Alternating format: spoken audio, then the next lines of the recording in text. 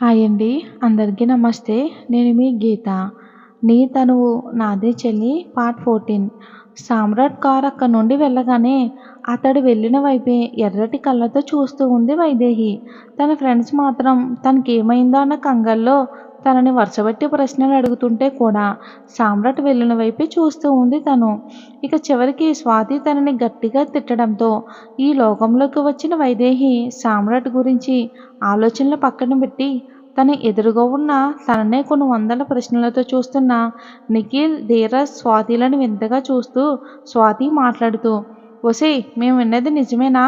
ఎవరో అజ్ఞాత వ్యక్తి నీ క్లాస్ రూమ్లోకి వచ్చి మీ లెక్చర్లన్నీ బెదిరించి మరీ నీ పక్కన కూర్చున్నాడంట కదా? ఎవరే అతను? నీతో ఏం పనతనికి? అని కంగారంతా గొంతులోనే పలికిస్తూ అడుగుతుంటే వైదేహి మాత్రం ఏమీ తడుముకోకుండా సామ్రాట్ని తను ఎలా కలిసిందో, ఆ తర్వాత సామ్రాట్కి తనకి మధ్యన జరిగిన ప్రతీదీ పూసగుచ్చినట్లు చెప్పి వాళ్ళ వైపు చూసేసరికి వాళ్ళందరూ కళ్ళు నోళ్ళు తేలేసి తననే చూస్తున్నారు. ఏంటే మీరందరూ నన్ను అలా చూస్తున్నారు? ఇంత జరిగినా కూడా ఏమీ పట్టనట్టు కూల్గా మాట్లాడుతున్న తనని చూస్తుంటే వీళ్ళందరికీ పిచ్చి పట్టినట్టుగా అనిపించడంతో ధీరజ్ తన పీక పిసుకుతున్నట్టుగా చేతిని పెట్టి, రాక్షసి, ఇంత జరిగినా ఇంత కూల్గా ఎలా ఉంటున్నావే? అసలు వాడెవడో అండర్ వరల్డ్ డాన్కి మరెవరూ దొరకలేనట్టుగా నీ వనక పడడమేంటే? నిన్ను పెళ్లి చేసుకుంటానండవేంటి? నిజం చెప్పు. మాకెవరికి చెప్పకుండా అండర్ వరల్డ్ డాన్ మీద ఏమైనా రీసెర్చ్ మొదలు పెట్టావా ఏంటి? అది వాడికి తెలిసి నీ మీద పగ తీర్చుకోవటానికి నిన్ను పెళ్లి చేసుకొని టార్చర్ పెట్టాలి అనుకుంటున్నాడా ఏంటి? అందుకే నేను నీకు ముందు నుంచి చెప్తూనే ఉన్నా నీకు. కానీ గొడవల్లో వేలు పెట్టకే అని. నా మాట వింటావా నువ్వు? ఆ మాట ఎందుకు వింటావులే? వింటే నువ్వు వైదేహి ఎందుకు అవుతావు? చెప్తే వినవు కదా. ఇప్పుడు చూడు, పీకల దాకా తెచ్చుకున్నావు. వాడెవడో ఖచ్చితంగా నువ్వు గెలికిన బ్యాచే అయి ఉంటాడు. ఇప్పుడు కూడా వాడు నిన్ను ఇంత పబ్లిక్గా ఎత్తుకుపోయాడంటే దేవుడి దయ వల్ల నీకేమీ కాలేదు. ఒకవేళ వాడు నిన్ను ఎత్తుకెళ్ళిన చోటే నిన్నేమైనా చేసుంటే అని తన అక్కసు మొత్తం అంతా వెళ్ళబుచ్చి తననే సీరియస్గా చూస్తూ ఉన్నారు అందరూ కూడా.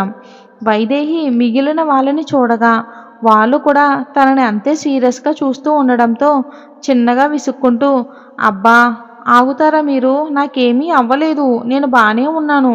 చూడండి, మీ ముందు నిక్షేపంగా ఉన్నా. ఆయన ఎందుకే మీకు అంత కంగారు? వాడు నన్నేం చేస్తాడు? నిఖిల్ కంగారు ఉండదా మరి? ఎక్కడ చిన్న ఇష్యూ అయినా కూడా ఓ పొలమని పరిగెడతావు పెద్ద పుడంగిలాగా. దానివల్ల నీకేదైనా ఆపద జరగవచ్చన్న చిన్న ఆలోచన కూడా ఎందుకు ఉండదు వైదేహి నీకు? నీకు మేము చెప్తే ఎలాగో వినవు అని చెప్పడం కూడా మానేశాం. కానీ మాకు భయం ఉంటుంది కదా. నువ్వు చేసే సాహసాల మూలాన నీకేమైనా అయితే ఎలా చెప్పు? ఇదంతా తనకి ఎప్పుడూ అలవాటే కావటంతో ఎప్పట్లాగానే ఈసారి కూడా వాళ్ళ మాటలని పెడచెవిన పెడుతూ, అబ్బా వదిలేరా, ఇప్పుడు నాకేమీ కాలేదు కదా, అది చాలు. అయినా ఏమైనా అయితే నేను చూసుకుంటానులే, డోంట్ వరీ. తన ఆ మాట అనగానే మిగిలిన ముగ్గురు తమ కళ్ళని తిప్పుతూ తన వైపు చూసి ఇదంతా తమకు కూడా మామూలే అవడంతో తనని ఏమన్నా ఇంక వినదని ఇక ఏమీ అనలేక వాళ్ళ చిన్న నిట్టూర్పు విడిచి సైలెంట్గా ఉన్నారు వాళ్ళ స్నేహితులు. ఇంతలో మళ్ళీ స్వాతికి ఏదో తట్టిన దానిలా వైదేహిని చూస్తూ, అదంతా కాదే, ఇంతకీ సామ్రాట్ అంత పెద్ద డానయ్యుండి ఇలా నీ వెనక ఎందుకు పడుతున్నాడు? కొంపతీసి ధీరజ్ చెప్పినట్టు ఏమైనా సీక్రెట్ మిషన్ ప్లాన్ చేస్తే రివెంజ్ తీసుకోవటానికి వచ్చాడా ఏంటి? స్వాతి అడిగిన ప్రశ్నకి వైదేహి దీర్ఘంగా ఆలోచిస్తూ, లేదే, అసలు నేను అలాంటిది ఏమీ చేయలేదు. అయినా నీకు తెలుసు కదా, నేను నా కళ్ళ ముందు జరిగేదానికే రియాక్ట్ అవుతా కానీ మరీ నేను వెతికి వెళ్ళను కదా. కానీ ఇదంతా పక్కన పెడితే వాడు నా మీద పగతో ఇదంతా చేయటం లేదు. వాడికి రివెంజ్ లాంటి ఉద్దేశాలు ఏమీ లేవు.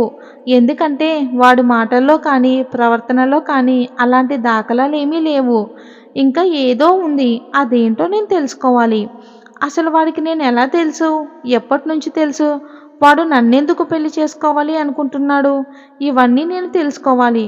కానీ నేను చెయ్యాల్సింది ఇంకోటి ఉంది. ఇక తను అలా అనడంతో వాళ్ళందరూ తనని ప్రశ్నార్థకంగా చూస్తూ ఉంటే వైదేహి వాళ్ళందరినీ చూస్తూ, నేను వాడి పతనం చూడాలి. ఆ పతనం నా చేతుల్లోనే జరగాలి. వాడిని నేను పోలీసులకి పట్టించాలి. అప్పుడు కానీ వాడి పొగరు తగ్గదు. ఈ అండర్ వరల్డ్‌ని చూసి వాడు ఎంత విర్రవీగుతున్నాడో దాని నుండి వీడిని పూర్తిగా పెకిలించాలి అని తన మానాన తను మాట్లాడుతూ పోతూ ఉంది. తన మాటలు విన్న వీళ్ళందరికీ చెమటలు పట్టాయి. ఎందుకంటే వైదేహి ఇప్పటిదాకా చిన్న చిన్న గొడవలు మాత్రమే పెట్టుకుంది.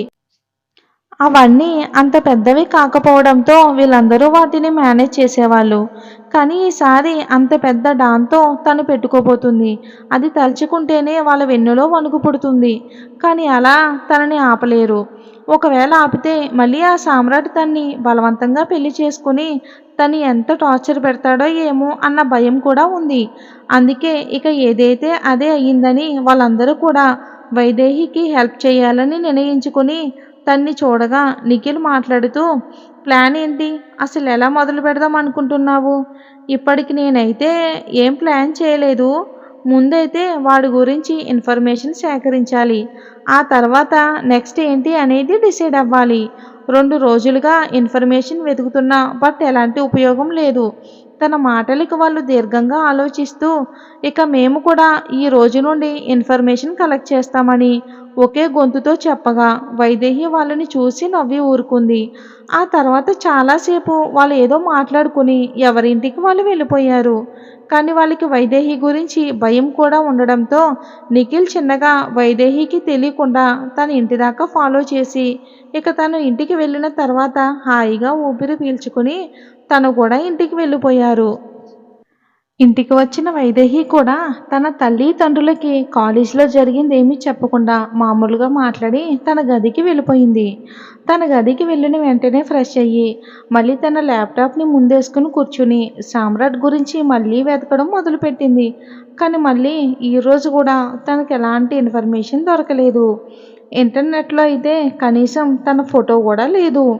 ఇక 2 గంటలు వెతికిన తర్వాత కూడా తనకేమీ దొరకకపోవటంతో ల్యాప్టాప్ని పక్కన నెట్టేసి మంచం మీద పడుకుని ఆలోచిస్తూ అసలు ఈ సామ్రాట్ గురించి ఒక్క చోట కూడా ఇన్ఫర్మేషన్ లేదేంటి?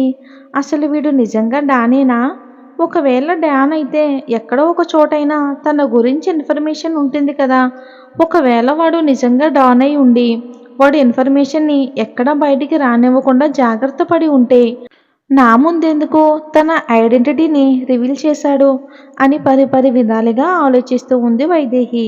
ఇక డిన్నర్ టైం అవడంతో తినేసి మళ్ళీ గదికి వచ్చి మళ్ళీ సామ్రాట్ గురించి ఆలోచిస్తూ ఉంటే తన ఫోన్కి సడన్గా ఒక నోటిఫికేషన్ రావడంతో ఏంటా అని చూసింది.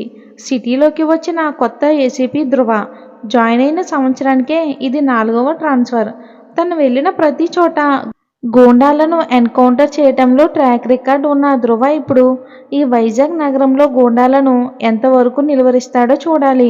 సామాన్య ప్రజలు ఇంకా సాటి పోలీసులు కూడా ఎదురు చూస్తూ ఉన్నారు. మరి ధృవ, సామ్రాట్, వైదేహి మరి ఈ ముగ్గురు జీవితాలు ఎటు వెళ్తాయో చూడాలి. కొత్త క్యారెక్టర్ ధృవ. ధృవ క్యారెక్టర్ కూడా చాలా ఇంపార్టెంట్. స్టోరీ నచ్చితే లైక్ చేసి మన ఛానల్ని సపోర్ట్ చేయండి. Thanks for watching.